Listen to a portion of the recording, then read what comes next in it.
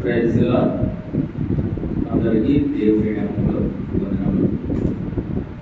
మరి ఈ దినం మనం ఆరాధన చేసే ముందు ఆరాధన గురించి కొన్ని దేవుని వాక్యాలు మనం పరిశీలించి ఆ ప్రకారం మనము ఆరాధన చేద్దాం. ముందుగా మన యొక్క పరిశుద్ధ గ్రంథం చేతపట్టుకొని బైబిల్ పలికి పాడుకుంటాం.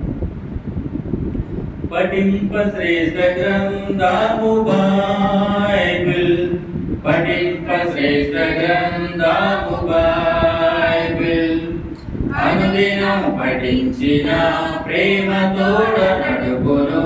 ఓ పఠింప శ్రేష్ఠ గ్రంథము Bible, the best book to read is the Bible, the best book to read is the Bible. If you read it every day, it will help you all the way. Oh, the best book to read is the Bible.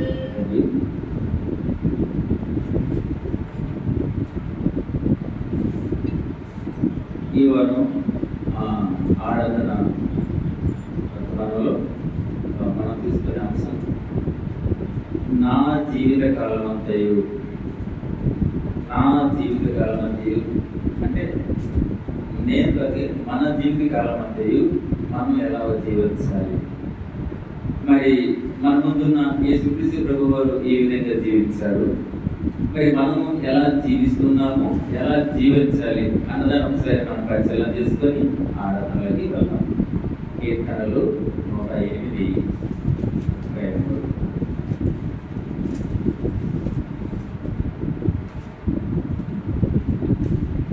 కీర్తనలు 108 104 104:33. నా జీవిత కాలమంతయు నేను యెహోవాకు కీర్తనలు పాడెదను. నేనున్నంత కాలము నా దేవుని కీర్తించెదను.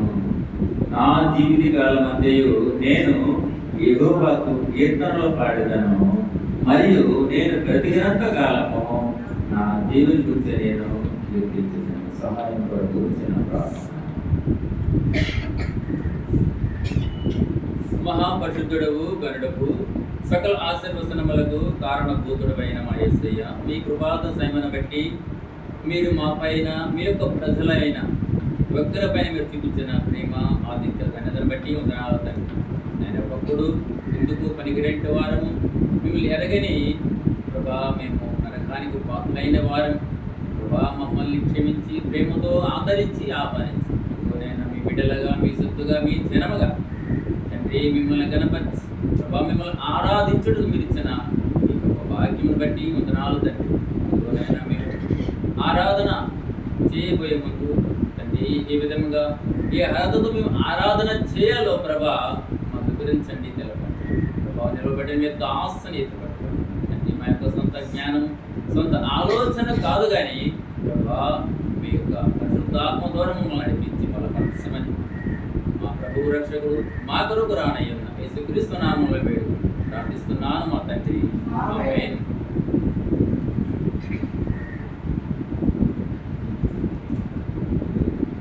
కీర్తనలు 104:33. నా జీవిత కాలమంతయు నేను యెహోవాకు కీర్తనలు పాడెదను. నేనున్నంత కాలము నా దేవుని నేను కీర్తించెదను. కీర్తించుట అనగా కనపరచుట, దేవుని ఆరాధించుట అంటే పొగడటం. ఒక మనిషి మంచి పని చేస్తే ఆయన మెచ్చుకోవడం, ఆయన సత్కరించడం, ఆయన గొప్పవాడుగా మనం పరిగణించడం. అదేవిధంగా ఈరోజు మనం దేవుని ఆరాధిస్తున్నాము, కనపరుస్తున్నాము, ఆయన పొగుడుతున్నామంటే ఆయన యొక్క గొప్పతనం కూడా మనం తెలుసుకునేవాడిగా ఉండాలి. అయితే దేవుని ఆరాధించే మనము ఈ లోకంలో ఎలా ఉన్నాము, ఎలా ఉంటున్నాము, ఎలా ఉండాలి, ఎలా ఉండి మనం ఆరాధించాలన్నది కొన్ని విషయాలు మనం ధ్యానించినప్పుడు ఆరాధనలు అయితే ఆరాధన ఇష్టపడారు. ఆరాధన అంటే దేవునికి చాలా ఇష్టం. నేను మొదటి వింటున్న మాట ఏంటంటే ఆరాధన ప్రార్థన రెండు ఉన్నాయి నా ముందు పెట్టారు. కానీ దేవునికి ఇష్టం ఏంటంటే ఆరాధన. దేవునికి ఇష్టమైన ఆరాధన. మరి మనకి ఇష్టమైనది ఏమిటి? ప్రార్థన. మరి ఆయన మనం కనపరచాలి, ఆయనని కీర్తించాలంటే మనం ఏం చేయాలంటే ఆయనకి ఇష్టమైన వారిగా మనము జీవించాలి. అయితే ఉన్నాము ఆయనకి ఇష్టమైన వారిగా, ఆయన మనకు ఇష్టపడే వారికి మనం జీవిస్తున్నామా లేదంటే మనము కొన్ని కఠినమైన వాక్యాలను చూసుకొని మనము దేవుని ఆరాధిస్తాము. కఠినమైన వాక్యాలు ఎందుకంటే మానవులుగా అది మనకు అసంభవం, మనకి సాధ్యం కాదు, వీలు కాదు. కానీ దేవుడు నోట నుండి వచ్చిన ప్రతి ఒక్క మాట కూడా నెరవేర్చబడుతుంది. అది మనకి కష్టముగా ఉన్నా సరే దానిని మనం ప్రేమిస్తూ ఇష్టముగా భావించి మనము దేవుని కనపరచాలి. అటువంటి వారి ఆరాధనే దేవుడు అంగీకరిస్తాడని నేను ఇప్పుడు చెప్పబోయే మాటలు స్పష్టమవుతుందన్నమాట. అంటే కఠినమైన వాక్యాలను మనం ధ్యానించుకుంటూ దేవుణ్ణి. అయితే దేవుడు అనగా యేసుక్రీస్తు ప్రభు మరి తన జీవితంలో ఏం చేశాడు, ఆయన జీవితకాలం మొత్తం ఏ విధంగా జీవించాడు, మరి మనం ఏం చేస్తున్నాము, మరి మన జీవితకాలం అంతా కూడా మనము దేని గురించి మనం ప్రయాసపడుతున్నాము, ఎలా జీవిస్తున్నామని మొదటిగా మనము యేసుక్రీస్తు ప్రభు యొక్క స్వరూపాన్ని, ఆయన యొక్క ప్రేమను, ఆయన యొక్క స్వభావాన్ని మనం తెలుసుకుంటాం. ముందుగా యేసుక్రీస్తు ప్రభు అని ఎలా జీవించారంటే మొదటి దేవుని శక్తిని బట్టి ఆయన జీవించున్నాడు. ఎలాగా? మొదట దేవుని శక్తిని బట్టి యేసుక్రీస్తు ప్రభు వారు జీవిస్తూ ఉన్నాడు. చూడండి 2 కొరింథీయులు 11వ అధ్యాయము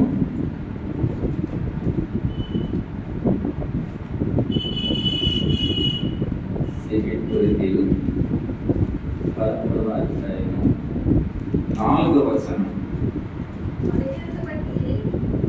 మన బలహీనతను బట్టి ఆయన సిలువ వేయబడిన కానీ దేవుని శక్తిని బట్టి జీవించుతున్నాడు. చాలా అంటే ఆయన దేవుని శక్తిని బట్టి జీవిస్తున్నాడన్న మాట మనం తెలుసుకున్నట్టుగా ఈ వాక్యం మనం చూడవలసి వచ్చింది. చూడు సార్, అనుకున్న బలహీనతను బట్టి ఆయన శరీరాన్ని సిలువకు అప్పగించాడు. కానీ యేసుక్రీస్తు ప్రభువు దేవుని యొక్క శక్తిని బట్టి, ఆయన యొక్క అధికారం, ఆయన యొక్క ఆజ్ఞను బట్టి ఆయన జీవిస్తూ వస్తున్నాడు. మొదటగా యేసుక్రీస్తు ప్రభువు ఏ విధంగా జీవిస్తున్నారంటే ఆయన కేవలం దేవుని శక్తిని బట్టి ఆయన జీవిస్తూ వస్తున్నారు. ఇది మొదటి అన్నమాట.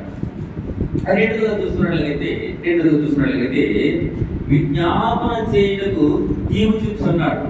యేసుక్రీస్తు ప్రభువారు మొదలుగా ఆయన దేవుని శక్తిని బట్టి జీవిస్తూ, రెండుగా ఆయన విజ్ఞాపన చేయుటకు జీవించుచున్నాడు. హెబ్రీయులకు రాసిన పత్రిక 7వ అధ్యాయము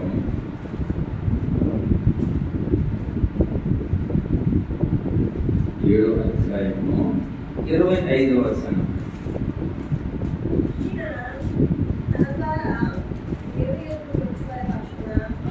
ఈయన తన ద్వారా దేవుని యొద్దకు వచ్చే వారి పక్షమున విజ్ఞాపనము చేయుటకు నిరంతరము జీవించుచున్నాడు.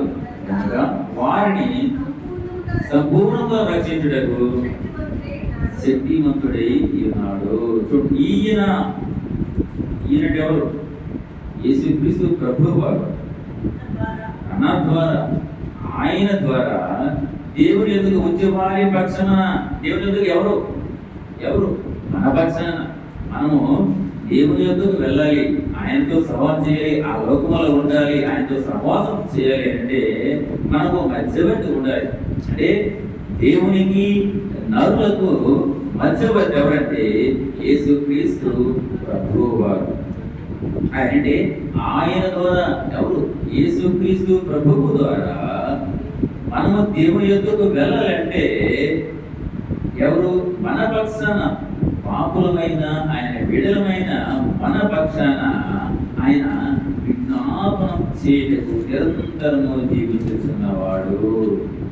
ఆయన మనము పరిశుద్ధులుగా ఉంటూ మనము అప్పుడప్పుడు పడిపోతూ ఉంటాము. ఎందుకంటే లోకములో ఆశలు, లోకమాశలు ఖచ్చితమైనా సరే అవశ్యం మనం ఎరిగినప్పుడు లోకం వైపు చూస్తూ లోకంలో ఉన్నవాడే మన బంధువులని, భార్య బిడ్డలను, పిల్లలను, తన సంపదలను, గౌరవ మర్యాదలను మనం చూస్తూ మనం అప్పుడప్పుడు జారిపోతున్న సమయంలో మనము నరకానికి పాత్రులు కాకూడదని దేవుడు యేసుక్రీస్తు ప్రభువు వారు తండ్రి కృపాస్తమున కూర్చొని మన కొరకు నిరంతరము కూడా ఆయన జ్ఞాపన ప్రార్థనలు చేస్తూ జీవిస్తూ వస్తున్నాడు.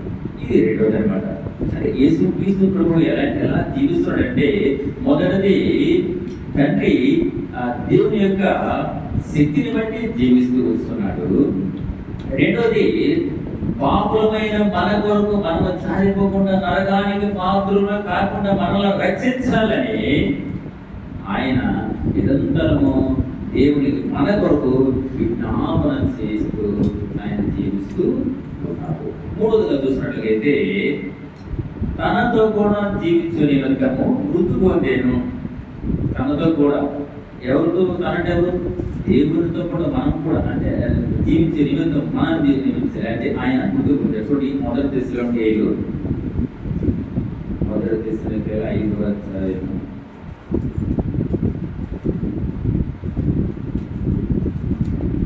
5వ అధ్యాయము 10వ వచనం. మనము మేలుకొని ఉన్నను, నిద్రపోవచ్చున్నాను, తనతో కూడా జీవించే నిమిత్తము ఆయన మన కొరకు మృతి పొందాను. ఆయన ఎవరి కోసం మృతి పొందారయ్యా అంటే, చూడండి, మనము మేలుకొని అంటే మనం బ్రతికి ఉన్నాను, నిద్రపోవడం అంటే మరణించాను. మనము బ్రతికున్నాను, మరణించాను, తనతో కూడా జీవించి మనం చనిపోయినా బ్రతికిన ఆయన కొరికే మనం జీవించాలి. ఆయన కొరికి మనం జీవించాలి. కాబట్టి మన నిమిత్తము ఆయన శిలువలో మరణం పొందాడు. ఎందుకంటే ఆయన బిడ్డలమైన మనము పాపములో పడకుండా, వేదనను, శ్రమలను, అవమానాలను మనం చూడకుండా మనము పొందవలసిన దెబ్బలని, అవమానాలని, బాధలని ప్రతిదీ కూడా దేవుడు మన వరకు అనుగ్రహిస్తూ వచ్చాడు, భరిస్తూ వచ్చాడు. కనుక ఆయన ఎవరి కోసం చనిపోయాడంటే పాపులమైన మన కొరకే చనిపోయాడు. ఆయన ఎవరి కోసం చనిపోయాడు? ఎందుకంటే ఆయన మరణములో ఆయన బలహీనుడైనా సరే ఆయన దేవుని యొక్క శక్తిని బట్టి జీవిస్తూ ఉన్నాడు. అంతేకాదు, మనము పాపములో పడిపోకుండా మనల్ని రక్షించుటకు ఆయన జ్ఞాపన ప్రార్థనలు చేస్తున్నాడు. మూడవదిగా మన కొరకు ఆయనే అంటే మన పాపముల విషయమే ఆయన శిలువలో మృతి పొందాను. కనుక ఆయన్ని మనం ఆరాధించాలి. నాలుగోదిగా మొదటి వాడను, కడపటి వాడను, జీవించేవాడు. ప్రకటన 3వ అధ్యాయము 18వ వచనం. 18లో చూడండి, నేను మొదటి వాడను, కడపటి వాడను, జీవించేవాడను, నైతిని కానీ ఇదిగో యుగములు సజీవుడనై ఉన్నాను. చాలా అంటే ఆయన్ని ఎందుకు ఆరాధించాలంటే ఆయన మరణించి కూడా సజీవుడుగా, చూడండి, మొదటి వాడు ఆయనే, చివరి వాడు ఆయనే, ప్రస్తుతం జీవిస్తున్న వాడు కూడా ఆయనే. ఆయన ఎలాంటి అంటే ఆయన ఏ విధంగా ఉన్నాడు అంటే, మొదటి దేవుని శక్తిని బట్టి జీవిస్తున్నాడు. రెండోదిగా మన కొరకు దేవునికి జ్ఞాపనలు చేస్తూ జీవిస్తున్నాడు. మూడోదిగా మన నిమిత్తమే ఆయన శిలువలో మరణించి జీవించాడు. అంతేకాదు కానీ ఆయన మొదటి వాడు, కడపడి వాడను, తర్వాత అంటే మనల్ని అనుక్షణం కాపాడుతూ జీవించేవాడై ఉన్నాడు అనమాట. అంటే ఆయన మృతుడే అనుకుంటున్నాం, మృతుడే కానీ ఆయన యుగ యుగములకు సజీవుడై ఉన్న గొప్ప దేవుడు. అంటే దేవుడు నా జీవిత కాలం అంతే అంశం తీసుకున్నాం కదా. అంటే నా జీవిత కాలం అంతా దేవుడు ఏ విధంగా ఉన్నాడో, ఏ విధంగా జీవించాడో మనం 4 విషయాలు మనం చూసుకున్నాము. మరి మనం ఎలా ఉన్నాం, మనం ఎలా జీవిస్తున్నాం అంటే మన యొక్క జీవిత కాలం అంతా మనం ఇప్పటి వరకు ఎలా జీవించాము, ఎలా జీవిస్తున్నాము, ఎలా జీవించాలి అనే విషయాలు చూసుకున్నాం. మొదటిగా మన గురించి ఇప్పటి వరకు మనం దేవుని గురించి చూసుకున్నాం కదా. ఇప్పుడు మన గురించి మనం చూసుకోవాలి. మొదటిగా జీవిత కాలం అంతయు యెహోవాను స్తుతించాలి, మొరపెట్టాలి. కీర్తనలు 63:6.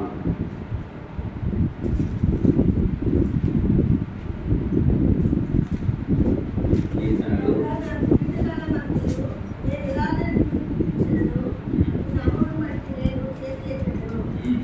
కాగా నా జీవిత కాలం అంతయు నేను ఇలాగున నేను స్తుతించదను, నీ నామమును బట్టి నా చేతులు ఎత్తేదాను. ఆయన అంటారంటే దావీదు పరిస్థితి, నేను నా జీవిత కాలం అంతయు ఎలాగంటే నేను ఇలాగనే నేను స్థుతించేదాను. అంటే అటువంటి మనసు మనకు కలిగి ఉండాలి. ఆయన అంటాడు, నా జీవిత కాలం నేను ఇలాగే స్థుతిస్తాను, నేను ఆయన కొరకు ఇలాగే ఉంటాను, ఆయన కొరకు శ్రమైన, నిందైన, బాధైన, అవమానం ఏదైనా భరిస్తాను. నా బ్రతుకులో ఆయన కనపరచాలి. నా యొక్క బాధల్లో వ్యాధుల్లో కూడా ఆయన కనపరచాలి. అంతే తప్ప కానీ శ్రమలు వచ్చినప్పుడు, బాధలు వచ్చినప్పుడు దేవుని నిందించడం, దేవుని దూరం కావడము అది ఆయన బిడ్డలుగా తగదనమాట. కాబట్టి మనం ఎలా ఉండాలంటే మన జీవితకాలం అంటే మనము దేవుని ఎదుగు వెళ్ళేంత వరకు ఉన్న మన శరీరంతో ఉన్నంత వరకు మనం ఏంటంటే ఆయన్ని మనము కనపరచాలి, ఆయన్ని స్తుతించాలి. చూడండి ఒకసారి ఇలాగా కీర్తనలు 116 మాట్లాడుతుంది.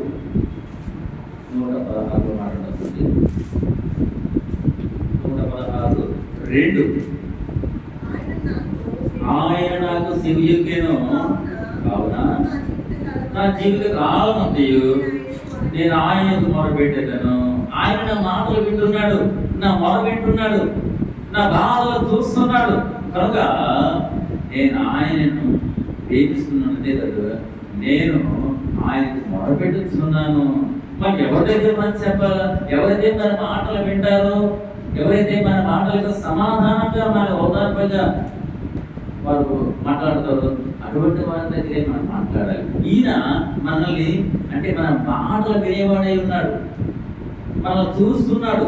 కాబట్టి ఆయన యొక్క మనము మొదలంటే మనము జీవితకాలం ఆయన్ని స్థుతించాలి, కనపరచాలి. అంతేకాదు కానీ ఆయన్ని మనము మొరపెట్టుకునే వారిగా ఇది మొదటి. అంటే మనసులో మనం ఏం చేయాలంటే జీవితకాలం ఎందుకు ఆయన మనం స్థుతిస్తూ మొరపెట్టు. ఎప్పుడైతే మనం స్థుతించి మొరపెట్టుకుంటామో అప్పుడే మనము ఆరాధన చేయలేదు, ఆయన బిడ్డలుగా మనము అంగీకరించబడతాం. రెండోది యెహోవా ఆజ్ఞలను కట్టడలను గైకొనాలి. ఇది ఉపదేశకాండం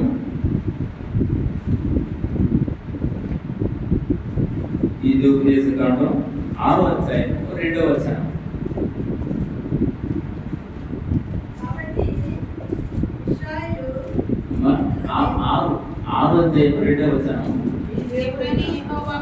నీ దేవుడైన యెహోవాకు భయపడి నేను నీకు ఆజ్ఞాపించి ఆయన కట్టలనేయు ఆజ్ఞలనేయు నీ జీవిత దినములన్నిటికును గైకొంటూ చాలా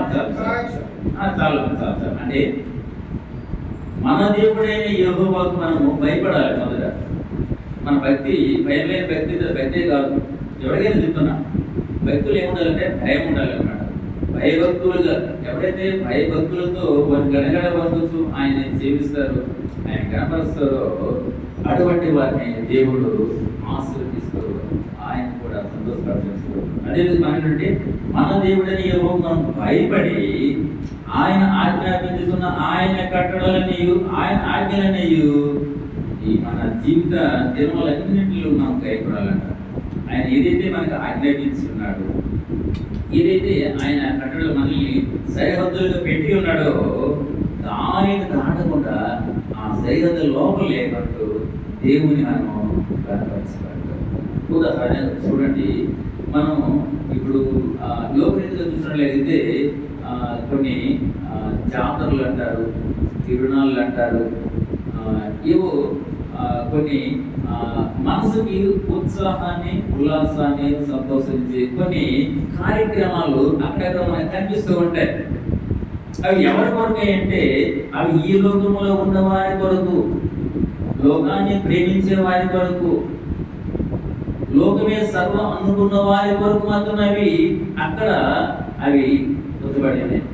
అయితే దేవుని పిల్లలమైన మనము దేని యందు మనం సంతోషించాలంటే ఆయన యొక్క ఆజ్ఞలను, ఆయన యొక్క కట్టలను, ఆయన యొక్క విధులను బట్టి మనం సంతోషిస్తూ ఉండాలి.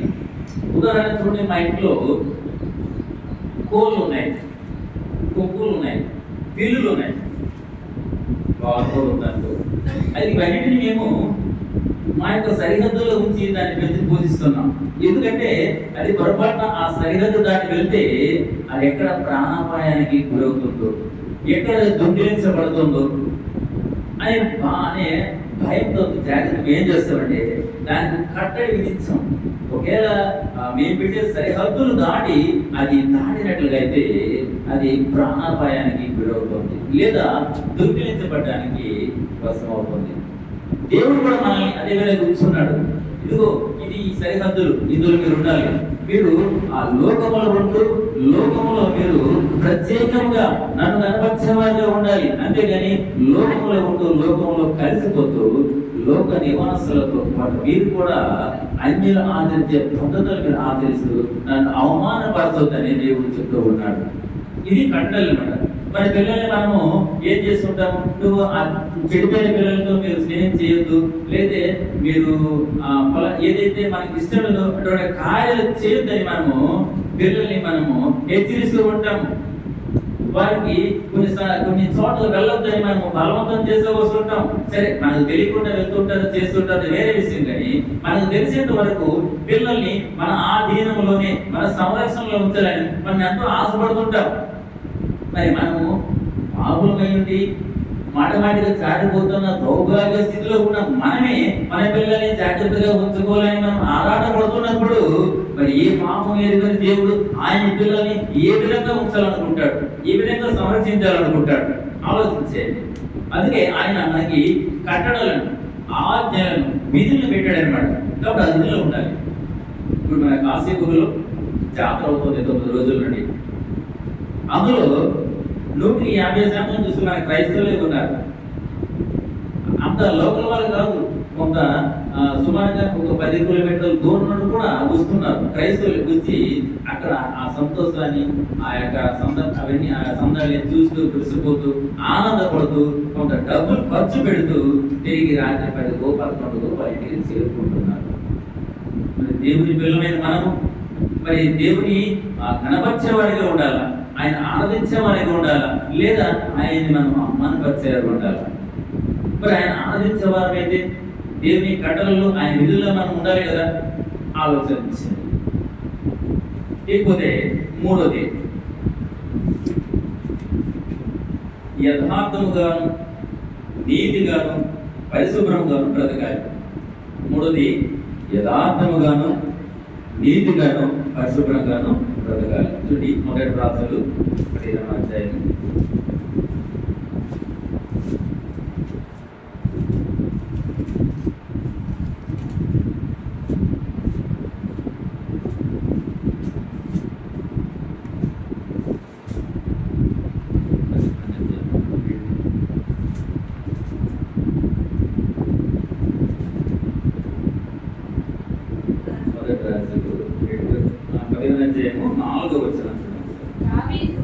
దావీదు ఇత్రీయుడైన ఊరియా సంగతి యందు తప్ప తన జీవిత దినములన్నీ యెహోవా దృష్టికి యథార్థముగా నడుచుకున్నట్టు యెహోవా అతనికి ఇచ్చిన ఆజ్ఞలలో దేని విషయమందును తప్పిపోతుండేను. చాలా చాలా చూసారా, ఇక్కడ దావీదు గురించి రాస్తే కొంతమంది దావీదు గురించి మనం చెప్తున్నప్పుడు దావీదు తప్పులను చూపిస్తారేమో అని చెప్పేసి ఆయన ముందు కూడా చెప్తున్నాడు. ఏమన్నాడు తెలిసిన, హిత్తీయుడైన ఊరియా సంగతి అందు తప్ప. ఈ విషయం మీకు తెలిసి ఉంటుంది. ఊరియా అనే ఒక అతని భార్య బెత్షెబ, నా అందరికీ తెలిసిన విషయం. ఇప్పుడు సమయం కాదు. అంటే బెత్షెబ విషయంలో బెత్షెబ తాను చేసిన తప్పును మినహాయించి ఆ తప్పుదరే తను పశ్చాత్తాపడి ఇక దేవుడు ఏర్పాటు చేసిన ఏ విధులని ఏ ఆజ్ఞలను కూడా ఆయన మేరలేదు, దాటలేదు అని ఇక్కడ వాయిద్యం చెప్తుంది. ఏమంటున్నారు, ఊరియా సంగతి యందు తప్ప తన జీవిత దినములన్నీ కూడా యెహోవా దృష్టికి యథార్థంగా నడుచుకున్నాడట. మన జీవితంలో కూడా మనం కూడా ఒకప్పుడు తెలియక తప్పులు చేసి ఉంటాము, లేకపోతే తెలుసో తెలియని ఆ సందర్భం బట్టి మనం చేయించుకునే కారణం లేదు. కానీ దావీదు ఎలాగైతే బత్షెబతో పాపంగా చేసి తన తప్పును తెలుసుకుని పశ్చాత్తాపడై దేవుని యొక్క ఆ విధుల్లో ఉంటూ దేవుని కనపరిచాడు. మనము కూడా అటువంటి స్వభావం కలిగి ఇదివరకు మనం చేసిన పాపపు కార్యములను విడిచి, ఇదివరకు మనము ఉంటున్న పాపపు జీవులను విడిచి మనం కూడా దావీదు వలె యథార్థముగాను నీతిగాను మరియు పరిశుభ్రముగాను బ్రతకాలి. ఎలా ఉండాలి? మనం కూడా పరిశుభ్రంగా బ్రతకాలి. అటువంటి వారి ఆరాధనే దేవుడు అంగీకరిస్తున్నట్టు వాక్యం హెచ్చరిస్తూ ఉందన్నమాట. అదేవిధంగా మీరు అనుసరి లోక సువార్త 1వ అధ్యాయంలో కూడా చేస్తున్నారు.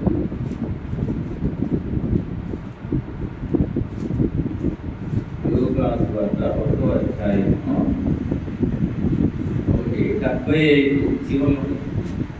75 చివరిలో మాట్లాడతారు. మనము శత్రువుల చేతుల్లో నుండి 1వ అధ్యాయము 75వ వచనం చివరగా, మనము శత్రువుల చేతి నుండి విడిపింపబడి మన జీవిత కాలమంతయు నిర్భయమై ఆయన సన్నిధిని పరిశుద్ధముగాను నీతిగాను ఆయనను సేవింపను అనుగ్రహించుటకు ఈ రక్షణ కలుగజేసెను. ఏ రక్షణ? యేసుక్రీస్తు ప్రభు అనే రక్షణ మనకు ఉంది కాబట్టి భయము లేని వారిగా నిర్భయమై, అంటే మనం శత్రువుల చేతుల నుండి, శత్రువులు అనగా పాపము నుండి మనం రక్షింపబడి విడిపింపబడి మన జీవిత కాలమంతయు భయం లేని వారిగా ఆయన సన్నిధులు ఎలా ఉండాలంటే పరిశుద్ధముగాను నీతిగాను ఆయనను సేవించాలి. అయితే ఇలా సేవించే ఈ అనుగ్రహము ఎవరి వల్ల మనకు కలిగిందంటే ప్రభువు అయిన యేసుక్రీస్తు వల్లనే మనకు కలిగింది. దాన్ని మనం జ్ఞాపకం చేసుకుందాం. దేవుడికి ఇచ్చిన కట్టలు ఎందుకు మనం దాటిపోకూడదు అంటే, ఆ పూర్వం మనం చేస్తున్న ఆ పాప కార్యముల నుండి, పాప స్వభావం నుండి దేవుడు మనల్ని బయట పెట్టాడు. ఇప్పుడు ఆయన బిడ్డలుగా ఆయన అంగీకరిస్తూ వచ్చాడు. కేవలం ఆయన యొక్క రక్షణ బట్టి భయం లేని వారిగా ఉంటున్నాం. కనుక మనము యథార్థముగాను నీతిగాను మరియు పరిశుభ్రముగాను మనం బ్రతకాలి. ఇలా బ్రతికినప్పుడే మనం ఆరాధనకు అర్హులు. ఇక 4వ చూసినట్లయితే శత్రువులను ప్రేమిస్తూ హింసించే వారి కొరకు ప్రార్థించాలి. ఎంత కఠినమైన మాట! మన సాధ్యమా? మన శత్రువులను ప్రేమించాలి, హింసించే వారి కొరకు ప్రార్థన. మత్తయి 5వ అధ్యాయము 44.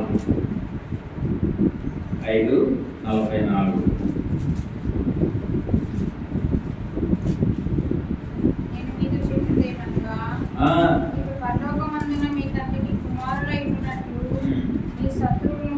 మీ శత్రువులను ప్రేమించుడి, మిమ్మల్ని హింసించు వారి కొరకు ప్రార్థన చేయుడి. చూడు, మీ శత్రువులను ప్రేమించుడి. ఇది చెప్తున్నంత ఈజీ కదమ్మా శత్రువులను ప్రేమించడం.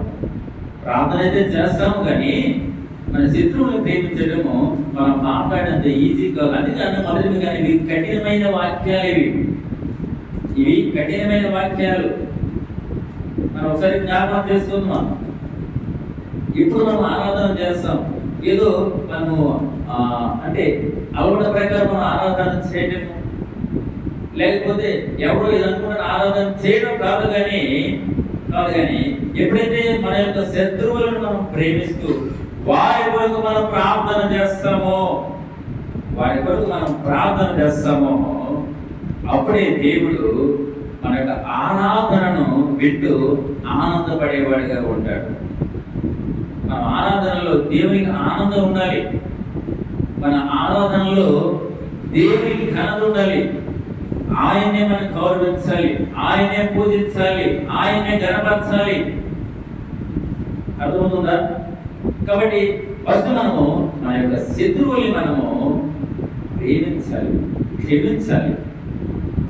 తర్వాత వారి కొరకు మనము ప్రార్థన చేయాలి. మొదటి మన కష్టమైన పని, మనసులుగా ఇది అసాధ్యమైనది, మనం చేయలేది, కేవలం దేవునికి మాత్రమే సాధ్యమైనది.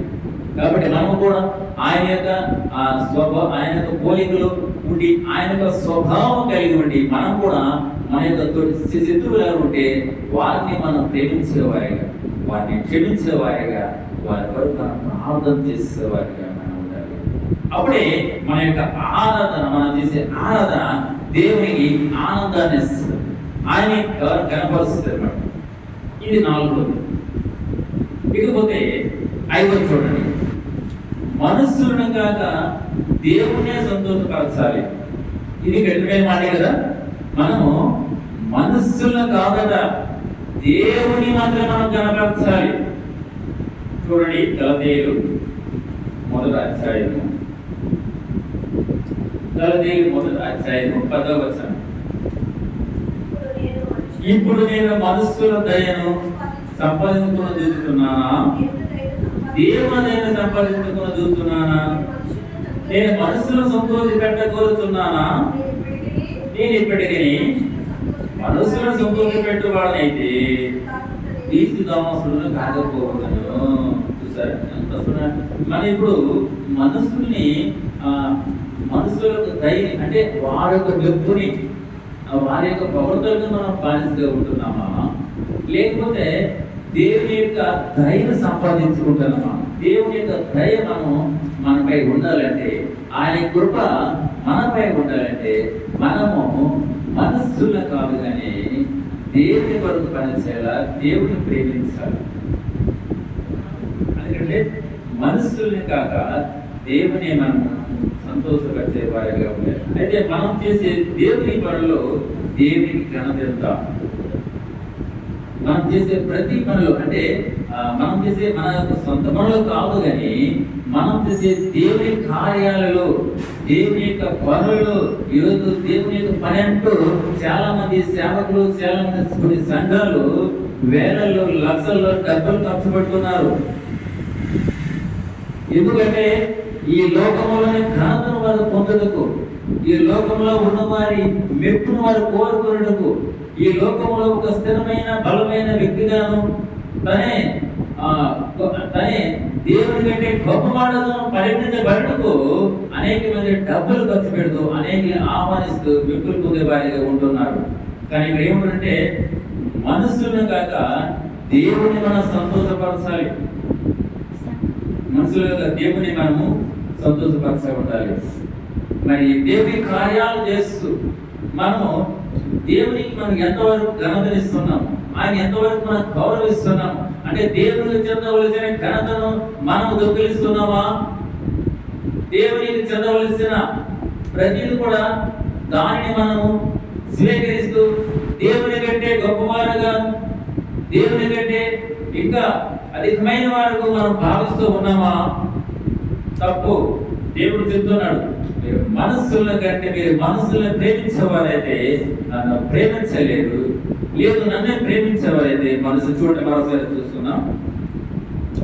ఇప్పుడు నేను మనస్సుల దయను సంపాదించుకొనుచున్నాను అంటే మనస్సుల వల్ల, అంటే వారిచ్చే యొక్క దయను, లేదా వారి నుంచి మనల్ని గొప్పలని నేను కోరుకుంటున్నానా, లేకపోతే దేవుని దయను సంపాదించుకున్నాను? మనం సంపాదించుకోవాల్సిన దేవుని యొక్క దయను, మనసుల దయనే కాదు. అంతేకాదు, చూడు, నేను మనస్సులను సంతోషపెట్టగోరుచున్నానా? నేను ఇప్పటికీ మనసులను సంతోషపెట్టగోరంటే ఇప్పటి వరకు ఇంకా నేను మనసుల్ని గౌరవిస్తూ వారిని సంతోషపెట్టేవాడిగా అయితే అసలు నేను క్రైస్తవునే కాను, ఆయన బిడ్డనే కాను. నేను నిజమైన క్రైస్తవుడైతే దేవుని సంతోష పెట్టాలి, దేవుని కనపరచాలి. అప్పుడే మన ఆరాధన దేవునికి అంగీకారం అవుతుంది. ఎప్పుడైతే మనము ఆ మనసుల్ని మనం వారిని అంటే వారి యొక్క మెప్పుల్ని మనం పొందడు, లేకపోతే ఆ మనసుల నుండి వచ్చిన ఆ దయను, మనుషులను వచ్చే ఆ గొప్పతనాన్ని మనం పొందుకు ఆశిస్తూ మనం దేవుని అవమానపరిచే వారమైతే అటువంటి మన ఆరాధన దేవునికి ఎంత మాత్రం కూడా అంగీకారం కాదు. అలాగే అంటే మనం చేసే ప్రతి పనులు కూడా దేవుని మనం గనపరిచేవారిగా ఉండాలి. ఇక ఆరోది సిగ్గుపడకుండా సిలువ ఎత్తుకుని వెంబడించాలి. సిగ్గుపడకుండా సిలువ ఎత్తుకొని వెంబడించాలి. చూడండి లోకా సువార్త 9వ అధ్యాయము.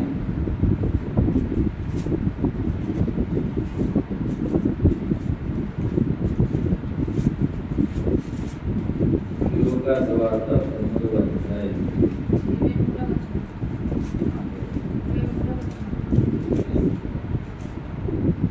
23 నుండి 26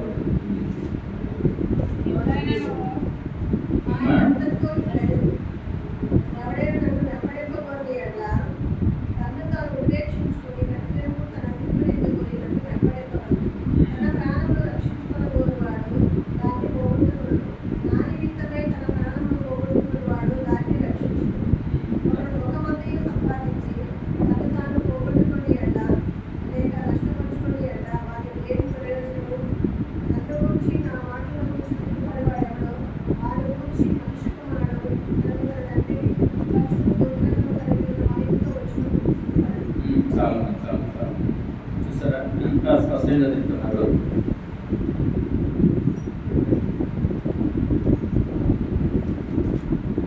ఒకసారి చదువుతుంది. ఆయన అందరికి ఏమిటంటే ఎవడైనా నన్ను వెంబడింప ఊరిని ఎడల ఎవరైనా నన్ను ఇష్టపడితే నా వెనక వచ్చేవారైతే తను తాను ఉపేక్షించుకొని తగ్గించుకొని ప్రతి దినము తన సిలువను ఎత్తుకొని నన్ను వెంబడించాలి. సిలువ అనగా శ్రమ, సిలువ అనగా అవమానము. ఇటువంటిని అంటే ఎప్పుడైతే మనం తగ్గించుకుంటూ సిలువను అంటే శ్రమలను మనము అనుభవిస్తూ ఉంటామో వారు మాత్రమే దేవునికి ఇష్టమైన. ఎందుకంటే దేవుడు వాళ్ళని విడిచిపెట్టాడు. ఈ లోకంలో మీకు అశాశ్వతమైనది, పరలోకంలో మీకు శాశ్వతంగా కనిపిస్తుంది అనమాట. ఈ లోకాన్ని మీరు ద్వేషించిన వారైతే పరలోకంలో మరీ గొప్పగా దేవునితో పాటు మీరు వాసం చేయగలిగిన వారిగా ఉంటారు. అలాగే అంటే చూడండి, మీరు నా సిలువను మీరు ఎత్తుకొని నన్ను వెంబడించండి. తన ప్రాణం రక్షించుకుని కోరువాడు దాన్ని ఎవరైతే తన కష్టాల నుండి శ్రమల నుండి తప్పించుకొని తన ప్రాణాన్ని కాపాడుకోవాలనుకుంటాడో వాడు ఏం చేశాడంటే తన ప్రాణం అంటే వెంబడబలను తన ప్రాణం రక్షించుకుని గురువాడు దాన్ని పోగొట్టుకోడు. అంటే ఎవరైతే తన ప్రాణాన్ని కాపాడుకోవాలనుకుంటాడో అటువంటి వాడు దేవుని యొక్క దయను, దేవుని యొక్క కృపను పోగొట్టుకునేవాడిగా ఉంటాడు. అంతేకాదు నా నిమిత్తమైన తన ప్రాణమును పోగొట్టుకునేవాడు దాన్ని రక్షించబడను. నా కొరకు చాలా మంది మనం వాట్సాప్లో చూస్తుంటాం, చాలా భయంకరమైన పరిస్థితులు, దేవుని కొరకు హింసలు పడేవారిని చూస్తున్న యూట్యూబ్లో, దేవుని కొరకు అవమానాలు పడేవారిని, నష్టపోయేవారిని, భయంకరమైన మరణాన్ని కూడా వారు చూస్తున్నారు. భయంకర మరణాన్ని కూడా వారు వెనకాడటం లేదు. అంటే ఇదంతా దేని కోసం చేస్తున్నారంటే దేవుని యొక్క పిలుపులు, ఆ దేవునితో మేము కూడా సహవాసం కలిగి ఆయన మాటకు లోపడాలి, ఆయన ఆజ్ఞలకు లోపడాలి, ఆయన బిడ్డలుగా మేము పరిగణించబడాలని వారు సమాజంలో జరుగుతున్న దానిని వ్యతిరేకిస్తూ దేవునికి ఇష్టమైన వారిగా తను హింసింపబడటకు తన భయంకరమైన మరణ శిక్షను కూడా వారు ఎదుర్కోవడానికి సిద్ధపడే వారిగా ఉంటున్నారు. ఇక్కడ చూడండి, మీరు నా సిలువను ఎత్తుకోకపోతే, నా శ్రమను మీరు అనుభవించకపోతే మీరు నా బిడ్డలు కాలేరు. ఒకడు లోకమంతా సంపాదించుకునే తను పోగొట్టుకునే ఎడల లేక నష్టపరుచుకునే ఎడల వానికి ఏమి ప్రయోజనం? రాత్రి పనులు కష్టపడుతున్నాం, నిద్రగా సరిగా ఉండదు, భోజన సమయానికి చేయలేకపోతున్నాం. మరి మనకున్న సొంత పనులు కూడా మనం లెక్క చేయకుండా డబ్బు కోసము ఎంతో ప్రయాసపడుతూ కోట్లు సంపాదించుకున్నాం. ఈ రోజే మనం ₹1,00,00,000 ప్రయాసపడుతూ కష్టపడుతూ ₹1,00,00,000 సంపాదించుకొని ఈ రాత్రి ఆ ప్రాణం పోటీ ఆ ₹1,00,00,000 వేడుకుంటుందా? అసలు ఆలోచించండి. కానీ మీరు లోకమంతా సంపాదించి తను పొగుడుకుంటే ఏం ప్రయోజనం? నన్ను గురించి, నా మాటల గురించి సిగ్గుపడవాడెవడు వాని చూసి మనసు కుమారుడు తనకును తన తండ్రికి పరిశుద్ధ దూతలకు కలిగిన మహిమతో వచ్చినప్పుడు సిగ్గుపడను. ఇక్కడ నిలిచిన వారిలో కొందరు దేవుని రాజ్యం చూసే వరకు మరణము రుచి చూడరని నేను మీతో దేశంగా చేస్తున్నాను. కనుక మనము సిగ్గుపడకుండా సిలువని ఎత్తుకునే వారిగా ఉండాలి. అదేవిధంగా మనం మార్పులు చూసినట్లయితే సిలువ ఇదే మాట ఉండాలి. మార్పు సువార్త 8వ అధ్యాయంలో కూడా సిలువ ఇదే మాట ఉంటుంది. 8వ అధ్యాయం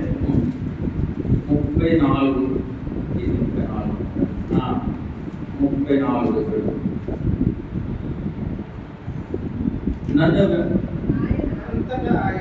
అంతటా ఆయన తన శిష్యులను జన సమూహమును తన ఎదురు పిలిచి, నన్ను వెంబడింపగోరువాడు తన్ను తాను ఉపేక్షించుకొని తన సిలువ ఎత్తుకొని నన్ను వెంబడింపవలెను.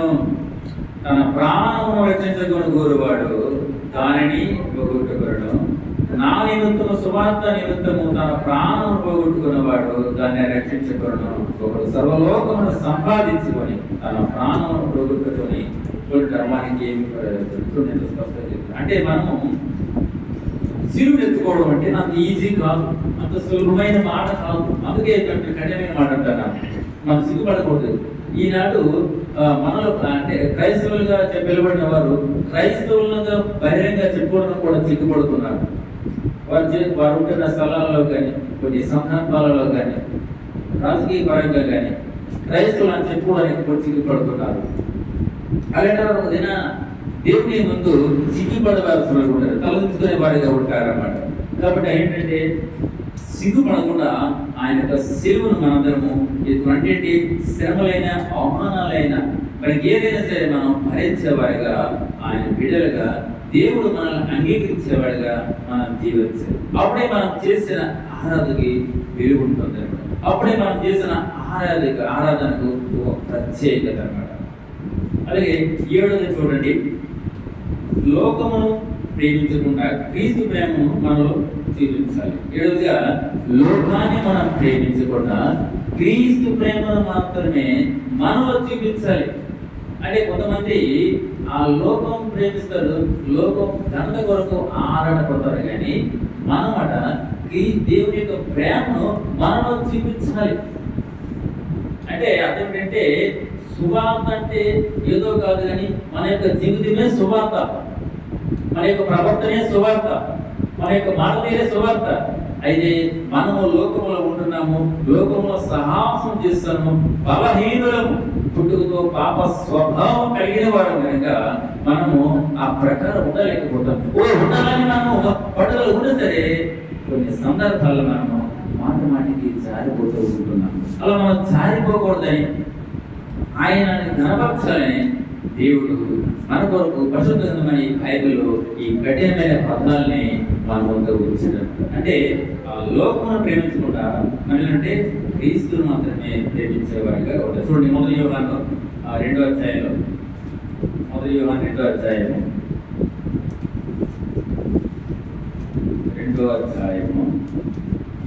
15-17. ఈ లోకమునైనను లోకములో ఉన్న వాడనైనను ప్రేమపూడి ఎవడైనాను లోకమును ప్రేమించిన యెడల తండ్రి ప్రేమ వానిలో ఉండదు. లోకంలో ఉన్నదంతయు అనగా శరీరాశ, నేత్రాశ, జీవపడంబమును తండ్రి వల్ల పుట్టినవి కావు, అవి లోక సంబంధమైనవే. లోకము దాని ఆశలు గతించిపోతున్నారు కానీ దేవుని చిత్తమును జరిగించేవాడు నిరంతరము నిలుస్తున్నాడు. మనం దేవుని చిత్తాన్ని మనము జరిగించేవారు అయితే మనం కూడా ఆయనతో పాటు సజీవులుగా ఆయనతో పాటు ఉంటామని వాక్యం చదివిస్తుంది. అందుకే అంటున్నారంట, లోకమును మీరు ప్రేమించవచ్చు. లోకమును ప్రేమించాలి. లోకమును మీరు అంటే లోకం ప్రేమించాలి, క్రీస్తు మాత్రమే ప్రేమించాల. లోకంలో ఉన్న ఏమేమో నేను చెప్పాను కదా, లోకం ఏముంటది, శరీరాలు ఉంటాయి. శరీరం కావలసిన ధరించుకోవాలని, శరీరం కావలసిన అలంకరించుకోవాలని, నేత్ర చూసే ప్రతిది కూడా నా సొంతం కావాలని, చూసేదాన్ని నేను అనుభవించాలని, చూసేదాన్ని నా చెత్త చేర్చుకోవాలని. అంతేకాదు జీవకుడు గొప్ప గొప్ప మాటలు చెప్తుంటాము. ఇవన్నీ కూడా దేవుని సంబంధించి దేవుని వల్ల కాదు. ఇవన్నీ కూడా దేవుని వల్ల కాదు, అవి లోక సంబంధమైనవి. కానీ లోకము దాని ఆశ గతించిపోతుంది. కానీ ఎవరైతే దేవుని యొక్క చిత్తాన్ని కొనసాగిస్తారో, దేవుని వెంబడించి ఆయన కనపరుస్తారో, ఆయన్ని ఆరాధిస్తారో, వారు మాత్రము నిరంతరము నిలిచి ఉంటారు. కాబట్టి మనం ఏం చేయాలి? 7 అంటే లోకమును ప్రేమించకుండా క్రీస్తు ప్రేమను మనలో జీవించాలి. క్రీస్తు ప్రేమ జీవించడం అంటే ఏమిటి? క్రీస్తు ప్రేమ జీవించడం అంటే మన మాట, నేను ఎవరైనా కోసం అంత తెలివైన వాళ్ళు కాదేమో అనుకుంటున్నాను. నేను ఎవరి దగ్గర కొంచెం విషయాలు మాట్లాడుతున్నాను చూసి అంత దేవుడిలాగే మాట్లాడుతున్నావు అంటే అనుకుంటున్నారు. అంటే నా అంతరంగ స్వభావాన్ని తెలియదు, కేవలం నా మాట వినికుడు పెట్టేవారు నన్ను పొగుడుతున్నారు, నన్ను మెచ్చుకుంటున్నారు, నన్ను గనపరుస్తున్నారు. నీ మాటలు కానీ ఒక ఆయన అంటాడు, నువ్వే ఇంత మంచివాడు అయితే నీ పిల్లలకి ఎంత మంచివాడు అన్నాడు. నా పిల్లలు ఎలాంటి వారు, నేను ఎలాంటి వాడు నాకు తెలుసు, నా తండ్రి అనే దేవుడికి తెలుసు, అబ్బాయికి తెలుసు. కానీ మా యొక్క స్వభావం, మా యొక్క మాట తీరు, మా యొక్క ప్రవర్తన, ఈ లోకంలో మా యొక్క నడవడం చూసి ఆయన ఏమంటుందంటే, నీవే ఇంతమంది మంచివాడు అయితే నీ పిల్లలకి ఎంత మంచివాడు. నిజానికి అయితే నా పిల్లలు దేవుని అడిగిన స్థితిలో ఉన్నారు, దేవుని నిర్లక్ష్యం చేసే స్థితిలో ఉంటున్నారు. అయితే యేసుక్రీస్తు ప్రభు వారు ఆ తండ్రి కృపాసనంతో నిరంతరం ఏమైనా జ్ఞాపన ప్రార్థన చేస్తున్నారు. తల్లిదండ్రులుగా మేము కూడా మా బిడ్డల కొరకు అటువంటి ప్రార్థన మేము కొనసాగిస్తున్నాం. దేవుడు వాటిని మార్చాలని, ప్రభు సన్నిధికి వాటిని తీసుకురావాలని మేము ఆరాటపడుతూ వస్తున్నాం. అదేవిధంగా ఎంతో చూసినట్లయితే మన కొరకు, లోకము కొరకు కాక క్రీస్తు కొరకు మాత్రమే మనం జీవించాలి. ఎలాంటి మన కొరకు, లోకం కొరకు కాక క్రీస్తు కొరకే మనం జీవించాలి. సెకండ్ కొరింథీ 2:5-15.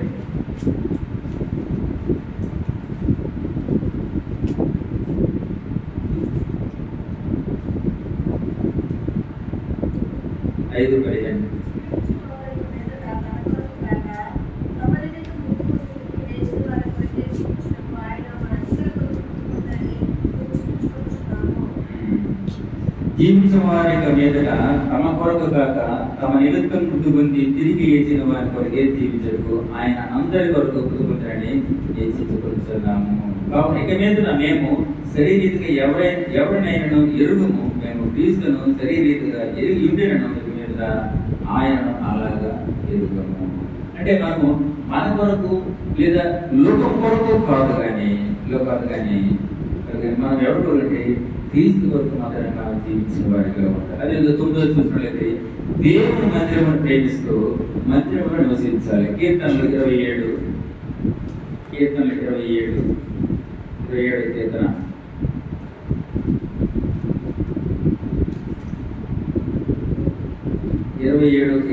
4వ వచనం.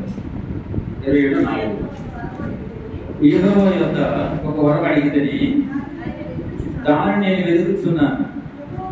యెహోవా ప్రసన్నతను చూచుటకును ఆయన ఆలయంలో ధ్యానించుటకును నా జీవిత కాలం అంతయు నేను యెహోవా మందిరంలో నివసింపగోరుచున్నాను. చాలు, నా జీవిత కాలం అంతయు నేను యెహోవా మందిరంలో నివసింపగోరుచున్నాను. ఇది దావీదు చెప్తున్న మాటలు అన్నమాట. నా జీవిత కాలం అంతా కూడా నేను యెహోవా మందిరంలోనే గడుపుతూనే ఉంటాను.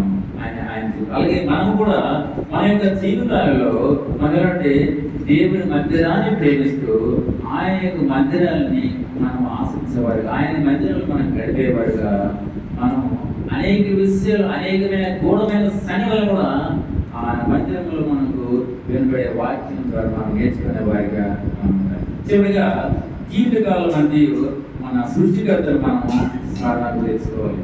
జీవితంలో మన సృష్టికర్త ప్రసంగి 12 ప్రసంగి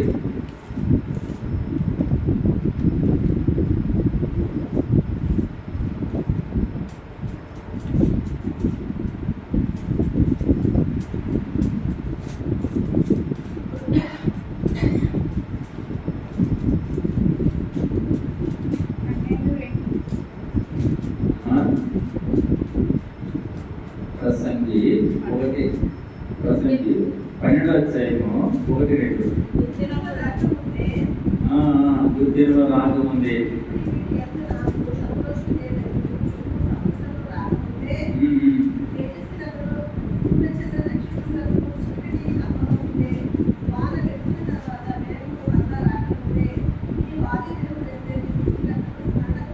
తెచ్చుకో.